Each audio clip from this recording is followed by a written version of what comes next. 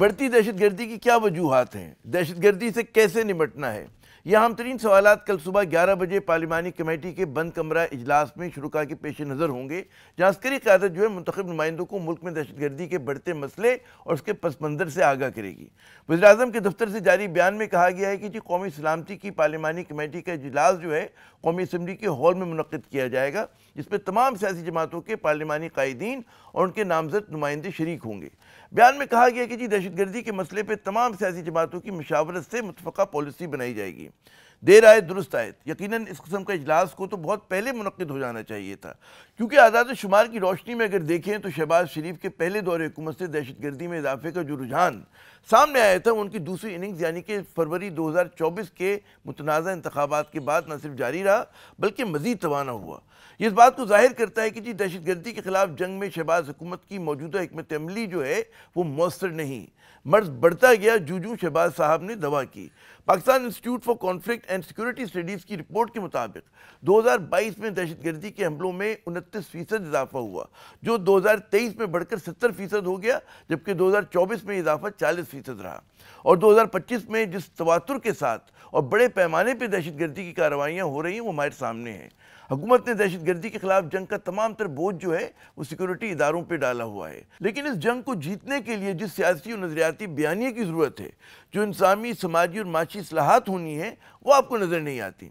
پاک فوج اپنا کام کر رہی ہے، بے درے قربانیاں بھی دے رہی ہے، لیکن کیا حکمراں انہیں وہ سیاسی مدد دے پا رہے ہیں جس کی ضرورت ہے؟ اس اہم سوال کے جواب آپ کو بدقسمتی سے نہیں میں ملتا ہے۔ حیرت ہوتی کہ ہر دہشت گردی کے واقعے کے بعد شہباز شریف صاحب اور ان کے وزراء کی جانب سے وہی گھسے پٹے کھوکھلے بیان صحیح وہ سامنے آتے ہیں۔ کوئی نیا خیال، کسی نئی حکمت عملی اور کارآمد فیصلے کا قوم کو انتظار ہے۔ پاکستان میں اس وقت دہشت گردی کے دو محاذ ہیں، ایک مذہب کے کارڈ پر ہونے والی دہشت گردی جس کا نشانہ وہ زیادہ تر خیبر پختونخوا ہے، اور دوسری وہ تنگ نظر قوم پرستی کے نام پر ہونے والی دہشت گردی جس کا محور بلوچستان ہے۔ دونوں محاذوں پر لڑنے کی الگ الگ حکمت عملی ہے اور طریقہ ہے، اور وہ کہتے ہیں نا، کسی ایک ایکسپرٹ سے میں بات کر رہا تھا، انہوں نے کہا دونوں کی الگ الگ ٹول کٹ ہوتی ہے، لیکن دونوں ہی محاذوں پہ لڑنے کے لیے سب سے زیادہ جو ضرورت ہے وہ قومی یکجہتی اور اتفاق رائے کی ہے، جس کے لیے حکومت کو بہت سے روٹوں کو میز پر بٹھانا ہوگا، خصوصاً بلوچستان اور خیبر پختونخوا میں، جنہوں نے سب سے زیادہ دہشت گردی کا عذاب جھیلا ہے۔ ہمارے آج کے پہلے مہمان ہیں محترم انوار اللہ کاکڑ صاحب، سابق نگراں وزیر اعظم پاکستان، اور ان معاملات پہ ان کی بہت گہری نظر ہے۔ کاکڑ صاحب، بہت شکریہ اپنا قیمتی وقت دینے کا۔ ہم یہ دیکھ رہے تھے کہ 2022 کے بعد سے، بلکہ 2022 کے آغاز سے آپ کہیں کہ دہشت گردی کے واقعات میں مسلسل پاکستان میں اضافہ ہوا ہے، صرف بلوچستان میں نہیں، کے پی کی بھی اگر آپ بات کریں۔ اور اب کیا اس پہ یہ سوال بنتا ہے کہ شہباز حکومت کا جو دور اول تھا اور اس کے بعد پھر جو ان کا دوسرا دور حکومت ہے،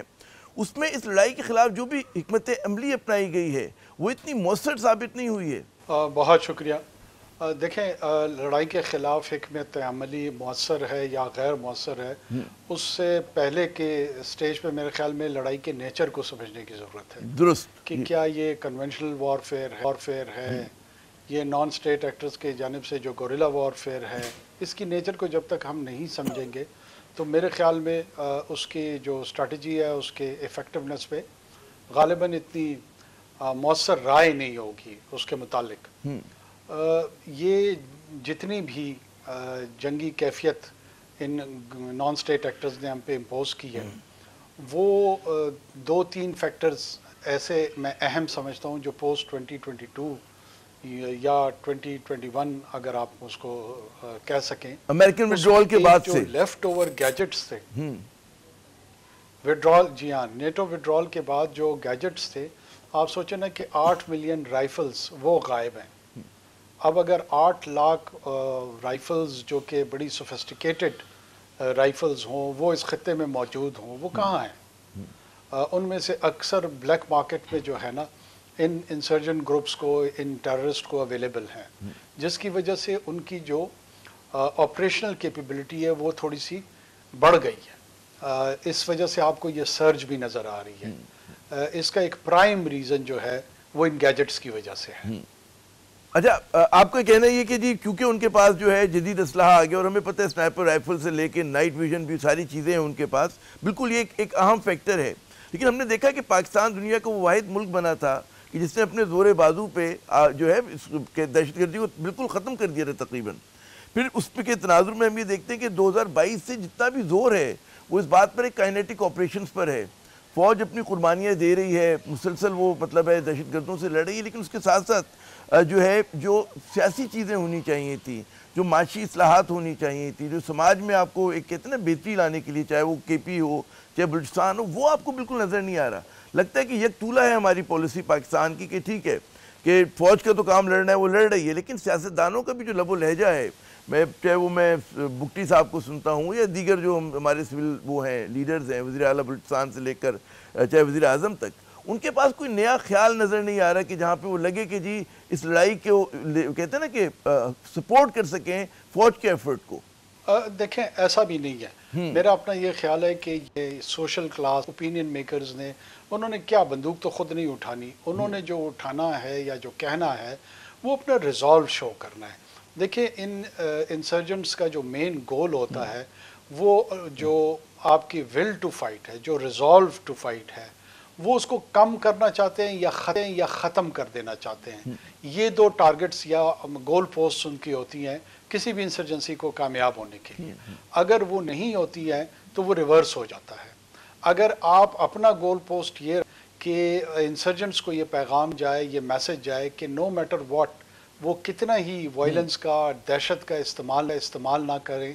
وہ کامیاب نہیں ہو سکتے. یہ ایک لا حاصل جنگ ان کے لیے ہو تو آہستہ آہستہ انسرجنسی ٹوٹتی جاتی ہے. یہ بہت اہم فیکٹر ہے جو ڈٹرمنیشن, دونوں فریقوں کی ڈٹرمنیشن سے اس کا فیصلہ ہونا ہوتا ہے. میرے خیال میں پاکستان نے اپنا ریزالو شو کیا ہے, پاکستان نے اپنی ڈٹرمنیشن شو کی ہے, اور اس میں ٹائم لائن سے ظاہر ہے لوگ فرسٹریٹ ہو جاتے ہیں, تنگ ہو جاتے ہیں کہ جی اتنے عرصے تک یہ لڑائی چل رہی ہے. بہت ساری ایسی دنیا میں مثالیں ہیں کہ جہاں پر 100 سال سے بھی زائد انسرجنسیز چلی ہیں, کہیں 10 سال چلی ہیں, کہیں 20 سال چلی ہے, مختلف لائف ہے اس کی. یہ مختلف عوامل پہ ظاہر ہے وہ ڈپینڈ کرتا ہے کہ ان فیکٹرز پہ کہ کیسے یہ ڈائی ڈاؤن کرتی ہیں. تو سب سے بڑا اہم نقطہ جو ہے اس میں یہی ہے کہ آپ اس جنگ کو ان کے لیے لا حاصل جنگ کے طور پر پیش کریں. مثال کے طور پہ بلوچستان میں میں آتا ہوں, اس سے پہلے مجھے اگر ایک سوال کرنے کی اجازت ہے. پروبیبلٹی یا پاسبلٹی ہو سکتی ہے, قطعاً نہیں ہو سکتی. جب قطعاً نہیں ہو سکتی تو اس کے جنگ میں جو ایندھن بن رہے ہیں لوگ, وہ ایندھن کا ضیاع ہو رہا ہے, انسانوں کا ضیاع ہو رہا ہے. یہ پیغام بار بار ہمیں دینا چاہیے. نہیں, آپ نے بہت میرے خیال میں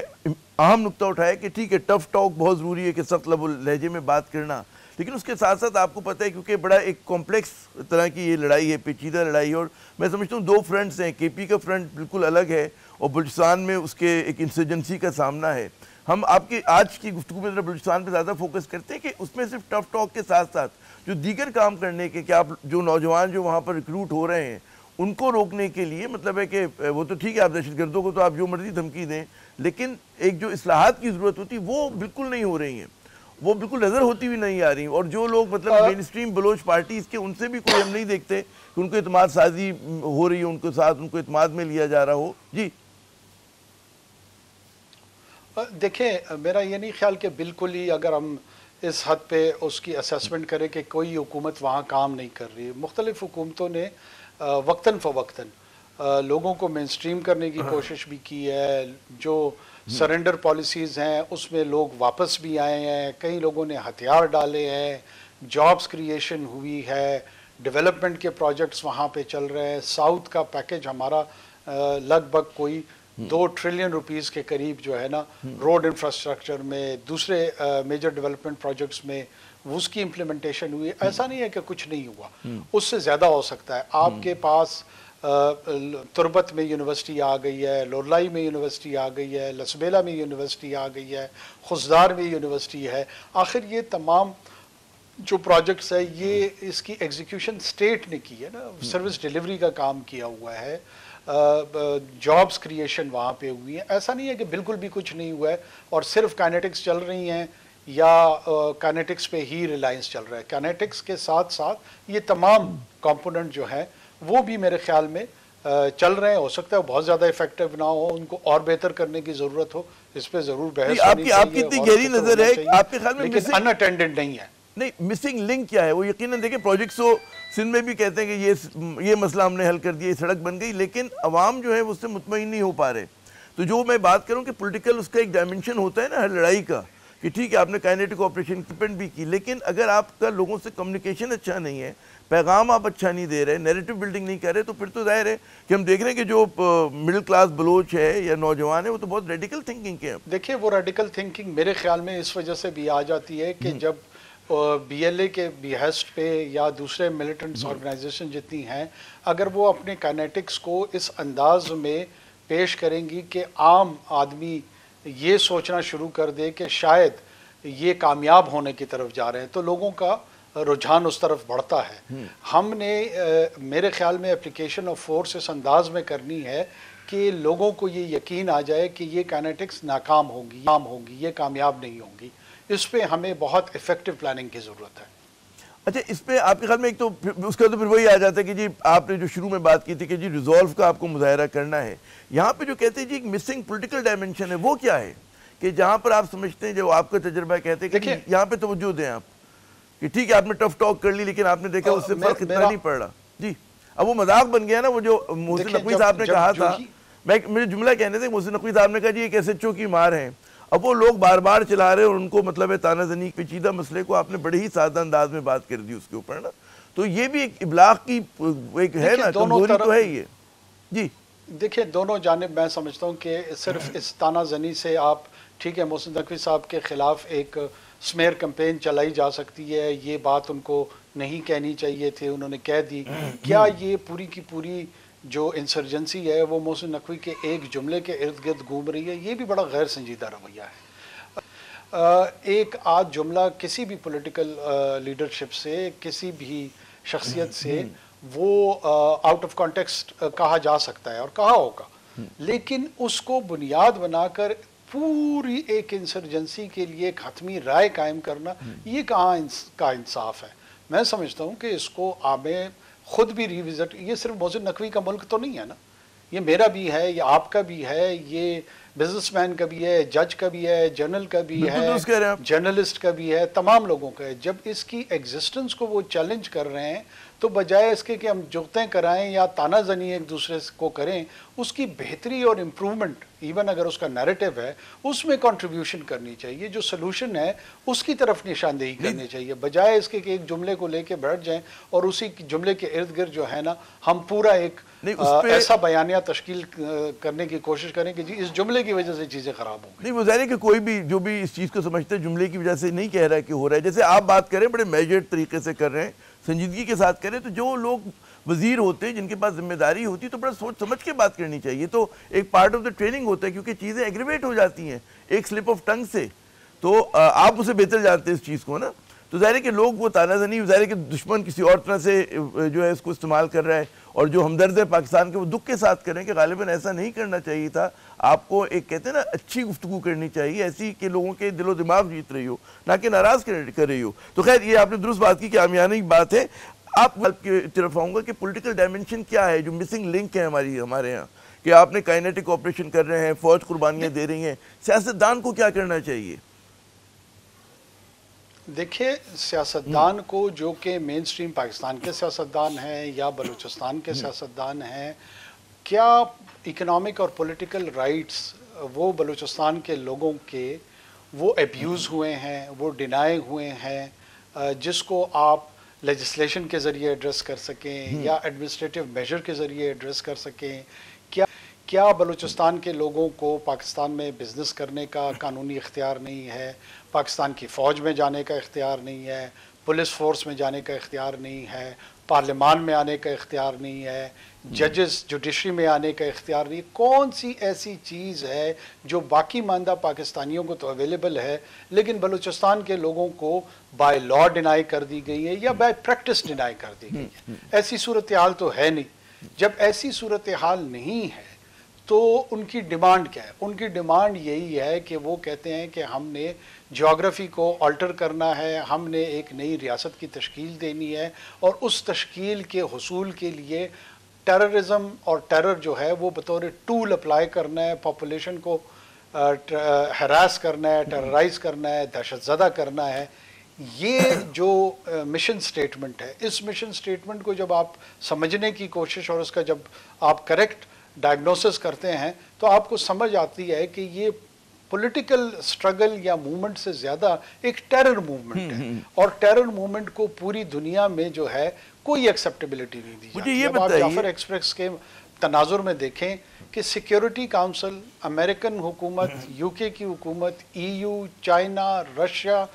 کہیں پر دنیا کی کوئی ایک اہم مملکت ایسی نہیں ہے آپ کے ساتھ نہ کھڑی ہوئی ہو، بلکہ انہوں نے تو اس حد تک کہا ہے، تمام حکومتوں پہ زور دیا ہے کہ وہ پاکستان کی حکومت کے ساتھ ان دہشت گردوں کے خلاف معاونت کریں، معاونت کا کہہ رہی ہیں۔ تو لہٰذا سب نے اکنالج اور ریکگنائز کر لیا ہے کہ یہ پیور ٹیررسٹ موومنٹ ہے، اور ٹیررزم کو نہ تو اس کے لیے کوئی ایکسیپٹیبلٹی ہے، نہ اس کی گنجائش ہے۔ اس کی جو ریشنلائزیشن اگر ان ایڈورٹنٹلی کوئی لوگ کر رہے تھے یا انٹینشنلی کر رہے تھے، اس دونوں کو روکنا ہوگا، اور اس کو پولیٹیکل رائٹ سے جو جوڑنے کا ایک عمل ہم نے شروع کیا ہوا ہے سائیکلوجیکلی اپنے ہاں انٹرنل ڈیبیٹس میں بھی، اس کو ہمیں اوور کم کرنا ہوگا، یہ مجھے اور ہمیں آپ اس نے کو کنفرنٹ کرنا ہوگا، اس کی حقیقت بیان کرنی جی وہ بہت ہی اہم نقطہ اٹھایا، لیکن وہ جو بات کرتے ہیں کہ بلوچستان کے جو سکسیشنسٹ ہیں اس کو ہمیشہ سمجھا جاتا رہا جی فرنج ایلیمنٹ ہے، اور واقعی وہ رہے ہیں۔ مطلب اگر میں کہوں 2022 تک 23 تک جو تھا یہی صورتحال تھی۔ مجھے یاد ہے حاصل بزنو صاحب سے میری ایک بار گفتگو ہو رہی تھی میں روم سے، تو انہوں نے کہا جی اتنے ہزار اتنے 100 لوگ ہیں، اس سے زیادہ ان کی تعداد نہیں ہے، اور یہ کوئی زیادہ پرانی بات نہیں، 2-4 سال پرانی بات ہے۔ لیکن اب ہم یہ دیکھ رہے ہیں کہ جو وہاں کا مین اسٹریم بلوچ نیشنلسٹ قوتیں ہیں جو کہ پاکستان کی وفاقی سیاست کر رہی ہیں، ان کی بھی جو گریونسز ہیں جب وہ بھی ایڈریس نہ ہوں بلکہ وہ بھی بڑھتے ہوئے نظر آ رہے ہیں۔ نیشنل پارٹی کو لے لیں آپ، اختر مینگل صاحب کی پارٹی کی آپ بات کریں، وہ الیکشن سے لے کر جو 2024 میں ہوئے، اس سے لے کر جو ایک کہتے ہیں جو لوگ گمشدہ افراد ہیں وہ والا مسئلہ ہوگا، نوکریوں کا مسئلہ ہوگا، کرپشن کا مسئلہ ہوگا، تو ان کے پاس ایک طویل فہرست ہے شکایات کی، اور وہ آپ رد نہیں کر سکتے کہ وہاں پہ جو غربت کا افلاس کی صورتحال ہے، تو ان کو تو اپنے ساتھ ملانا چاہیے نا کہ وہ آپ کے ساتھ شانہ بشانہ چل رہے ہوں۔ نہیں دیکھیں عامر صاحب، اگر گمشدہ افراد کا مسئلہ 2024 کے الیکشن کے بعد پیدا ہوا ہو،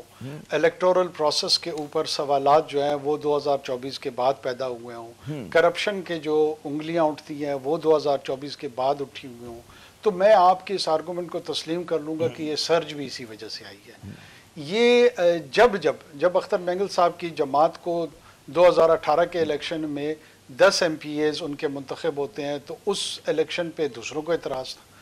جب 2013 کے الیکشن میں PK میپ یا نیشنل پارٹی کو سنگل لارجسٹ پارٹیز کے طور پر وہ ابھر کے سامنے آئی تھی، اس وقت مجھے یاد ہے تانا زنی لوگ کرتے تھے کہ اگر PK میپ خضدار سے بندہ کھڑا کرتی تو وہاں سے بھی جیت جاتی، جو کہ بلوچ ایریا ہے۔ اب یہ نکات تسلسل کے ساتھ ہماری سیاسی نظام کا حصہ رہے ہیں، اس کو ایڈریس کرنا یا اس کو لنک کرنا وائلنس کے ساتھ، میرے خیال میں یہ اسٹریٹجک غلطی ہمیں نہیں کرنی چاہیے۔ ان کو ٹھیک ہونا چاہیے، کرپشن نہیں ہونی چاہیے، مینیجبل لیول پر لے کر آنا چاہیے۔ باقی پاکستان میں بھی یہ مسائل موجود ہیں، پنجاب میں بھی شاید کرپشن کے مسائل ہیں، سندھ میں بھی ہیں، KP میں بھی ہیں۔ وہ ڈاکٹر مالک صاحب سے سکسیشن کیوں نہیں ہو رہی؟ نہیں، ڈاکٹر مالک صاحب سے میری بات ہو رہی تھی، انہوں نے کہا جی لوگوں کا دیکھیں ایک تو وہاں پہ اس لیے نہیں ہو رہی کہ ہر ایک علاقے کا ریجن کا اپنا ایک مزاج ہوتا ہے نا، کراچی طریقہ الگ ہے، ہو سکتا ہے بلوچستان کے پہاڑوں میں کچھ اور ہوتا ہو۔ تو ڈاکٹر مالک صاحب کو یہ کہنا تھا کہ جی کیونکہ الیکشن 2024 کے اتنے زیادہ متنازع ہوئے اور جو جینوئن لوگ تھے ان کو بالکل آپ لوگوں نے شٹ آؤٹ کر دیا اس سے، تو ان کی اپنی پارٹی کے لوگوں کا اعتماد ختم ہو گیا الیکٹرل پروسیس سے، اور بہت سارے جو نوجوان ہیں وہ انتہا پسندی کی طرف راغب ہو رہے ہیں۔ یہ ان کا آرگیومنٹ ہے، اور مطلب ہے آپ بے شک رد کر دیں اس کو، لیکن ہے تو مجھے اسٹرانگ لگا۔ جی ہاں، میں یہی عرض کر رہا ہوں، میں اس آرگومنٹ کے ساتھ اس لیے ایگری نہیں کر رہا ہوں کہ جتنے بھی 2002 کے بعد کے الیکشنز ہیں، ہر الیکشن میں اسی طرح کے سوالات اٹھتے ہیں، اور ہر الیکشن میں انہی پارٹیوں کے بعض اوقات زیادہ ریٹرن کینڈیڈیٹ آتے ہیں، بعض اوقات کم آتے ہیں۔ 2018 میں نیشنل پارٹی آلموسٹ اس کے ایلیمنیٹ ہو چکی تھی، تو جب ایلیمنیٹ ہو گئی اور کوئی بھی MPA ان کا نہیں تھا، تو اس وقت کیوں یہ ریپریزنٹیشن کی بنیاد پہ نوجوان نیشنل پارٹی کا ان سے مایوس نہیں ہوا؟ کیونکہ وقت اس وقت ان کے پھر بھی 4 کینڈیڈیٹس ریٹرنڈ ہیں۔ خیر چلے یہ ایک الگ بحث ہے، اور واپس وقت کم ہے، میں چاہوں گا اس پہ انشاءاللہ آپ سے مزید تفصیل سے بات کریں گے، وقت کم ہے۔ 2 سوال اور ہیں۔ اب جیسے بلوچ یکجہتی کمیٹی کی اگر آپ بات کریں، دیکھتے کہ وہ بہت زیادہ نوجوانوں کو ٹریک کری، کیا آپ سمجھتے کہ جہاں پہ ان سے بات ہو رہی ہے، مطلب مینگل صاحب سے ہونی چاہیے اصولی طور پہ، مالک صاحب سے ہونی چاہیے کہ وہ بھی مدد کریں اس معاملے میں، وہ لوگ جو پرتشدد سیاست نہیں کرے، آپ سمجھتے ہیں ان کی جگہ ہے، ان سے بات ہو، ان کو اعتماد ملے، ان نوجوانوں کو آپ منائیں؟ دیکھیں یہ سوال، یہ جو یکجہتی کاؤنسل ہے، پہلے تو اس کی نیچر کو انڈرسٹینڈ کرنا پڑے گا کہ یہ کیا ہے۔ ہمارے ہاں مسئلہ یہ ہے کہ آن سوچی ایک طرف 3 دہائیوں کی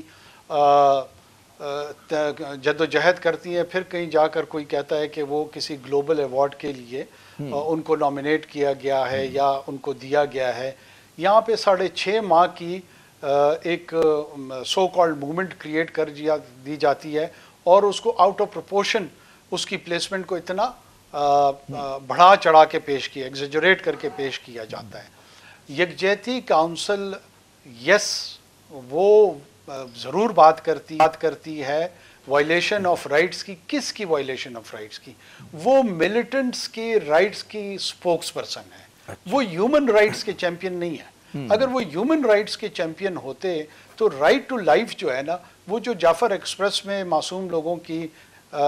جو ان آرمڈ سٹیزنز ہیں ان کی رائٹ ٹو لائف ابیوز ہوئی ہے، ان کی زندگی کا خاتمہ ہوا ہے، ابھی یکجہتی کاؤنسل کو چاہیے تھا کہ ایک دھرنا دیتے اور ریاست پہ یہ دباؤ ڈالتے کہ جن لوگوں نے یہ قتل و غارت گری کی ہے ان کے خلاف کارروائی کریں۔ آپ کو کچھ ایسا نظر نہیں آتا۔ جو بسوں سے لوگوں کو نکال کے شہید کیا گیا ہے وہاں دھرنا دیتے کہ جی ان کے پرپیٹریٹرز کے خلاف آپ کارروائی کریں، وہ بھی آپ کو نظر نہیں آتا۔ لیکن جہاں پہ بھی ملیٹنٹس کی انوالومنٹ آتی ہے اور ان کے ارد گرد اگر کوئی پریزیوملی رائٹس ان کے بنتے ہیں یا نہیں بنتے ہیں، اس کے حوالے سے بڑے شد و مد سے وہ گفتگو کرتے ہوئے نظر آتے ہیں۔ تو ایٹ بیسٹ آپ ان کو ملیٹنٹ کے پروپیگنڈسٹ تو کہہ سکتے ہیں، چیمپئن ہیومن رائٹس کے چیمپئن نہیں ہے یہ۔ کل قومی جو سلامتی کا اجلاس ہو رہا ہے اس کے حوالے سے کیا امید ہے آپ کو؟ کیا ٹیک اوے آپ سمجھتے ہیں کہ آئے گا اس اجلاس سے؟ دیکھیں میں سمجھتا ہوں کہ ایک بڑا امپورٹنٹ فورم ہے، اور اس امپورٹنٹ فورم پہ ملٹری لیڈرشپ، پولیٹیکل لیڈرشپ، یہ بہت ساری ایسے نوانسز، بہت سارے ایسے اسپیکٹس جو اس انسرجنسی کے جو پبلک ڈومین میں شاید نہ ہو، وہ بھی زیر غور اس پہ گفتگو ہوگی، اور اس گفتگو کے نتیجے میں اگر کہیں پر کنفیوژن موجود ہے کسی بھی سطح پر، وہ ایڈریس ہوگی، وہ دور ہوگی، اور پالیسی کی جو ٹیوننگ ہے، جو پالیسی کی ریفائنمنٹ ہے، اس کا ایک موقع ملے گا کہ اس میں کوئی نہ کوئی کنٹریبیوشن کی جائے، کوئی نئی سوچ آئے اس پہ۔ بہت بہت شکریہ کاکڑ صاحب، آپ نے اپنا قیمتی وقت دیا۔ ناظرین ہم لیتے وقفے کے بعد جب دوبارہ حاضر ہوں گے ہمارے ساتھ ہوں گے مصطفیٰ نواز کھوکھر صاحب، ان سے بات کریں گے کیا سیاست میں ہو رہا ہے اور ان کی کیا توقعات ہیں، جو دہشت گردی کے اتنا بڑا چیلنج ہمیں درپیش ہے اس سے نمٹنے کے لیے حکومت کو کیا کرنا چاہیے۔ بات ہوتی ہے وقفے کے بعد۔ تو جناب حکومت نے بہت انتظار کیا اور پھر ہم دیکھتے ہیں کچھ انتظار کے بعد بالآخر دہشت گردی کے مسئلے پہ قومی سلامتی کانفرنس جو ہے انہوں نے اگلی یعنی کل منگل کی صبح کو بلوا لی ہے۔ اب یہاں پر اعلان یہ کیا گیا ہے کہ جی اب تمام سیاسی جماعتوں کو اعتماد میں لے کر کوئی مشترکہ حکمت عملی جو ہے وہ بنائی جائے گی۔ لیکن سوال یہ ہوتا ہے کہ جی ہم دیکھ رہے ہیں کہ 2022 سے مسلسل دہشت گردی کا جو ایک رجحان ہے اس میں اضافہ ہوا ہے، تو یہ دیر آخر ہوئی تو کیوں ہوئی؟ ایک بہت بنیادی سوال ہے۔ ہمارے اگلے مہمان ہیں سینئر سیاستدان مصطفیٰ نواز کھوکھر صاحب، بڑا مطلب دو ٹوک بات بھی کرتے ہیں، ان سے پوچھتے ہیں کہ اسلام آباد کی فضائیں ہوائیں کیا کہہ رہی ہیں۔ جناب کھوکھر صاحب بہت شکریہ اپنا قیمتی وقت دینے کا۔ ہم یہ دیکھ رہے ہیں کہ جی جب سے شہباز شریف صاحب کو دور اول کی اگر بات کریں، اس وقت سے جو دہشت گردی کے واقعات میں اضافہ ہونا شروع ہوا تو دوسرے دور حکومت میں آ کے مزید ہو گئی۔ لیکن اگر آپ دیکھتے ہیں کہ جی کبھی 22 میں 29% اضافہ ہوا تھا دہشت گردی میں، پھر اس کے اگلے برس 23 میں 70% ہوا، 24 میں 40%، تو یہ کیا رجحان ہے؟ کہاں پہ جو ہے ان کی حکمت عملی آپ سمجھتے غیر مؤثر ہو رہی ہے تمام تر قربانیوں کے باوجود؟ عامر بھائی آپ نے بالکل ٹھیک فگرز کوٹ کی۔ پچھلے 3-4 سال سے ہم دہشت گردی میں متعدد اضافہ دیکھتے جا رہے ہیں، اور اس اضافے کی ایک بنیادی وجہ جہاں پر ہمارا نیشنل ایکشن پلان اس کا تیار کیا جانا، اس کے نکات پر عمل نہ ہونا، وہاں پر ایک بہت بڑی وجہ یہ بھی ہے۔ لیکن ساتھ ہی ساتھ ہمیں اس چیز کو بھی مد نظر رکھنا ہوگا کہ یہ پچھلے 30-40 سال کی ہماری جو پالیسیز ہیں وہ اس طرح کے انٹینڈڈ ان کے کانسیکوینسز جس طرح کے ہم چاہ رہے تھے نہیں نکل سکے۔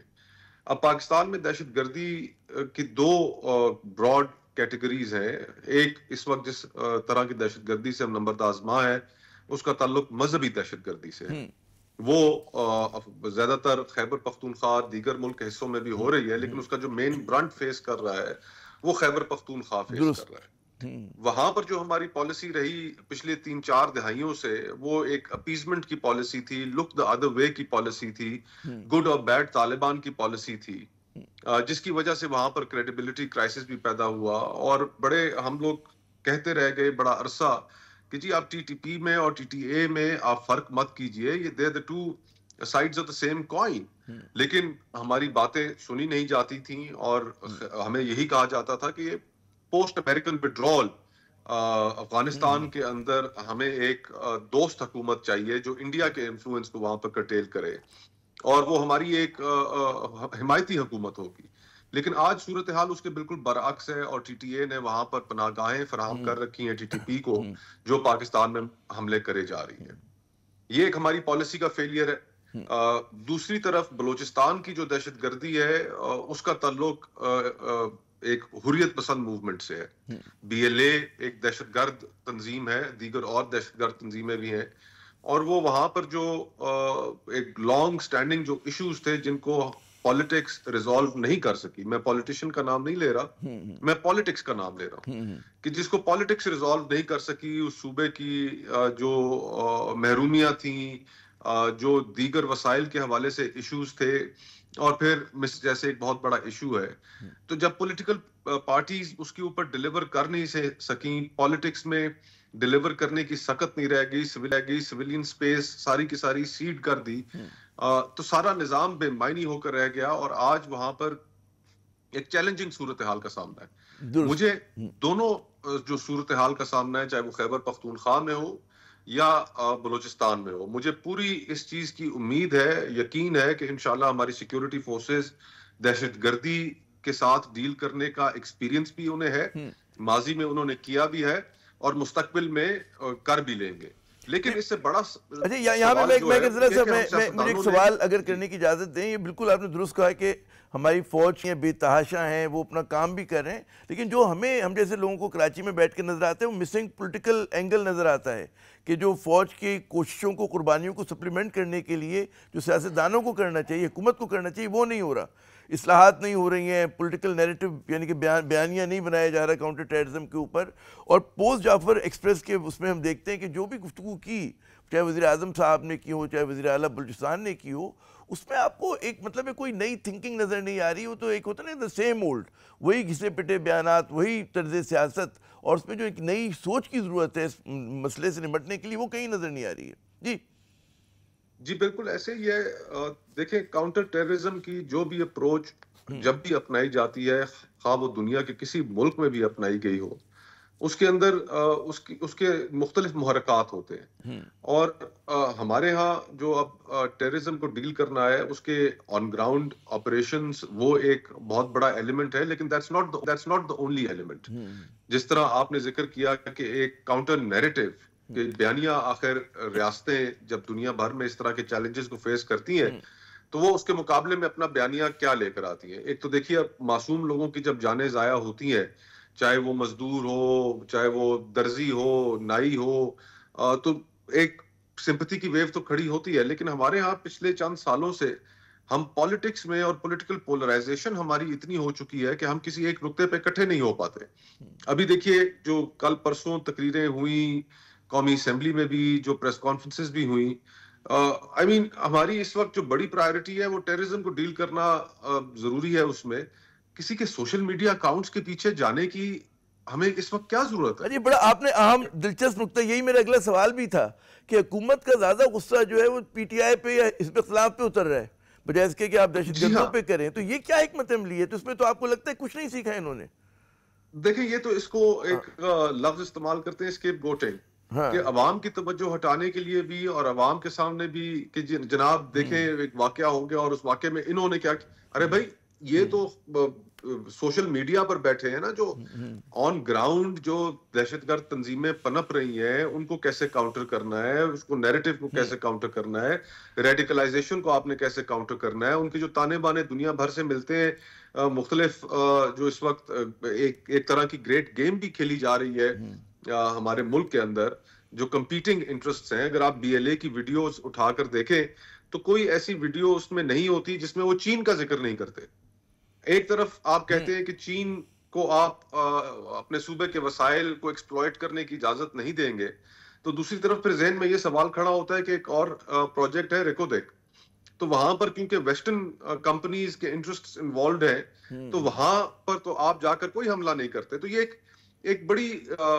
پیچیدہ سی صورتحال ہے، اور اس میں دکھ ہوتا ہے یہ دیکھ کر کہ بجائے اس کے کہ ہم اصل ایشو کی طرف فوکسڈ رہیں، ہم ڈی ٹریک ہو رہے ہیں، اور ڈی ٹریک ہو کر ہم ایک پولیٹیکل پارٹی کو بیچ میں لے کر آ رہے ہیں. یہ ایشوز ڈیل کرنے کے لیے وی آل نیڈ ٹو پٹ غیر سنجیدہ رویہ ہے. بالکل درست فرمایا آپ نے. ہمارے پاس صرف 2 منٹ ہیں، اور یہ مجھے بتائیے کہ کیا ہونا کیا چاہیے، what is to be done, جو بڑا سوال ہے. یہ جو کل قومی سلامتی کی کانفرنس ہو رہی ہے اس سے آپ کی کیا توقعات ہیں؟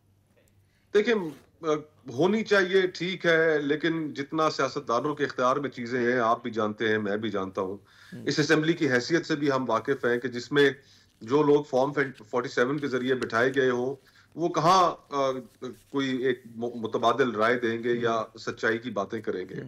جس چیز کی ہمیں ضرورت ہے پہلے نمبر پر کہ جو معصوم لوگوں کے قاتل ہیں، چاہے وہ طالبان ہو چاہے وہ بی ایل اے کے دہشت گرد ہوں، ان کے لیے کوئی معافی نہیں ہے. ہم یہ گڈ اور بیڈ اور وقتی طور پہ چیزوں کو نظر انداز کر دینا، اس چیز کو مکمل طور پر ختم کرنا پڑے گا. جس کے ہاتھ معصوم پاکستانیوں کے خون سے رنگے ہوئے ہیں ان کے لیے کوئی معافی نہیں. پھر جو اس کے بعد کاؤنٹر ریڈیکلائزیشن کی آپ دیکھیں، آپ لوگوں کو جب اس طرح کے امیجز دیں گے، ہم پاور آف امیجز کو نہیں سمجھتے، تو امیجز دینا بند کریں. جو جینوئن ایشوز ہیں، مسنگ پرسنز کا ایشو ہے، اس کو ریزالو کریں. جو پولیٹیکل گریوینسز ہیں، اب بلوچستان کی پولیٹیکل پارٹیز، اختر مینگل صاحب ہوں، ڈاکٹر مالک صاحب ہوں، محبوب خان اپنے صاحب کو ان کی سپیس ہی آپ نے ختم کر دی. اور پھر ظاہر سے جڑے ہوئے دیگر ان کے معاشی مسئلے ہیں، دیگر مسائل ہیں. بہت بہت شکریہ کھوکھر صاحب، آپ سے گفتگو ہوئی. یہاں پہ ناظرین وقفہ لیتے ہیں، ہم فوراً واپس آتے ہیں. جناب کھوکھر صاحب نے بڑی زبردست پنچ لائن دی کہ جن لوگوں کے ہاتھ جو ہیں بے گناہوں کے خون میں رنگے ہوئے ہیں ان کو انصاف کے کٹہرے میں لانا بہت ضروری ہے، اور جو لوگ پرامن بات کریں تو ان سے بات کرنا بہت ضروری ہے. عامر زئی کو اگلے پروگرام تک کے لیے اجازت. خدا حافظ.